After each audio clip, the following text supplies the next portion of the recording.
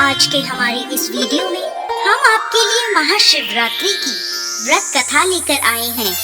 प्राचीन काल में किसी जंगल में एक गुरु ध्रुव नाम का शिकारी रहता था, जो जंगली जानवरों का शिकार करता था।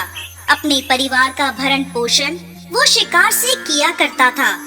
एक बार शिवरात्रि के दिन जब गुरु ध्रुव शिकार के लिए निकला, तब संयोगवश पूरे दिन खोजने के बाद भी उसे कोई शिकार न मिला। इस प्रकार दिन भर भूखे प्यासे शिकारी का शिवरात्रि का व्रत हो गया।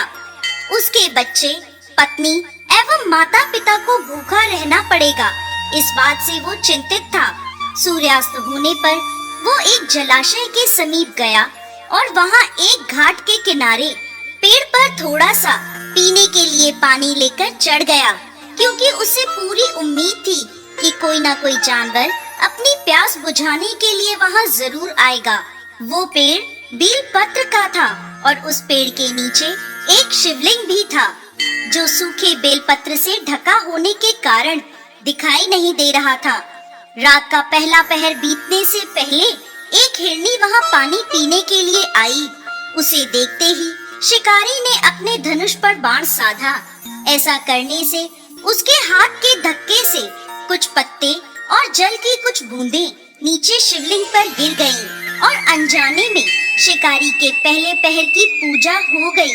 पत्तों की आवाज से हिरनी ने जब ऊपर देखा तो भयभीत होकर शिकारी से कांपते हुए स्वर में बोली, मुझे मत मारो। शिकारी ने कहा, मैं और मेरा परिवार भूखा है, इसलिए तुम्हें नहीं छोड़ सकता। हिरनी भयभीत होकर शिकारी से जीवन दान की याचना करने लगी।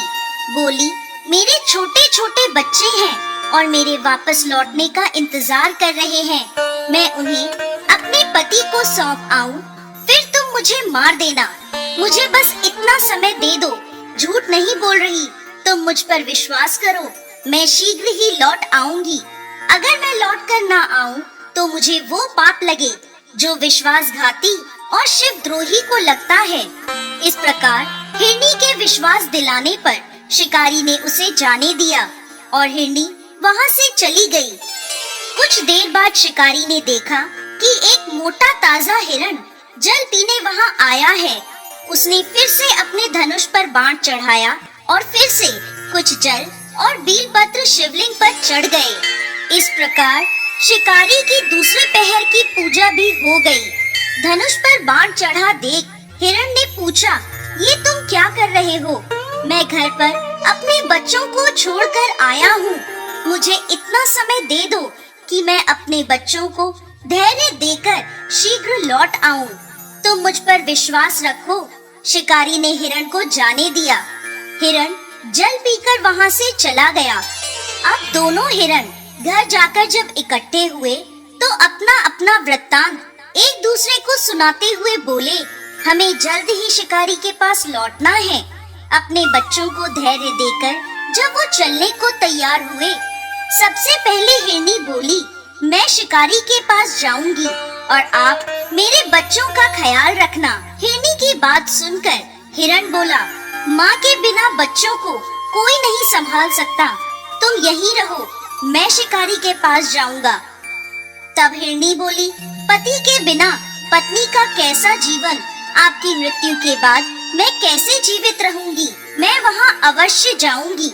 और वह दोनों बच्चों को समझाकर चल पड़े। जब बच्चों ने देखा माता पिता जा रहे हैं, तो हम क्या करेंगे? तब वो भी उनके साथ हो लिए। इस प्रकार वह सभी शिकारी के पास पहुँचे। उन्हें देखकर शिकारी ने झट से धनुष पर बाण चढ़ाया, जिससे फिर कुछ बेलपत्र और जल शिवलिंग पर चढ़ गया, जिससे शिकारी के तीसरे पहर की पूजा भी हो गई और उसके दुष्कर्म नष्ट हो गए और उसे ज्ञान की प्राप्ति हुई। हिरण ने कहा, हम सभी उपस्थित हैं, आप हमारा वध करके अपने परिवार की भूख मिटाइए। तब भगवान शंकर की कृपा से प्राप्त ज्ञान द्वारा शिकारी सोचने लगा, मुझसे तो यह अज्ञानी पशु ही धन्य है, जो कि परोपकार परायण होकर अपना शरीर दे रहे हैं, और मैं मनुष्य जन्म पाकर भी हत्यारा बन चुका हूँ। ये सोचकर शिकारी बोला, तुम सभी धन्य हो, तुम्हारा जीवन सफल है। जाओ, मैं तुम्हें नहीं मारता, तुम निर्भय होकर यहाँ से जाओ।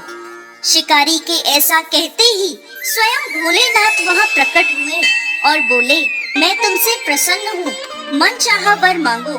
ये सुनकर शिकारी भगवान के चरणों में गिर पड़ा। आंखों से आंसू बहने लगे।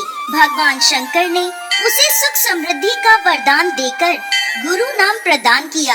तो दोस्तों, कैसी लगी आपको आज की हमारी महाशिवरात्रि व्रत की कहानी? हमें कमेंट बॉक्स में लिखकर जरूर भेजिएगा और साथ ही साथ हमारे इस चैनल को सब्सक्राइब जरूर करें।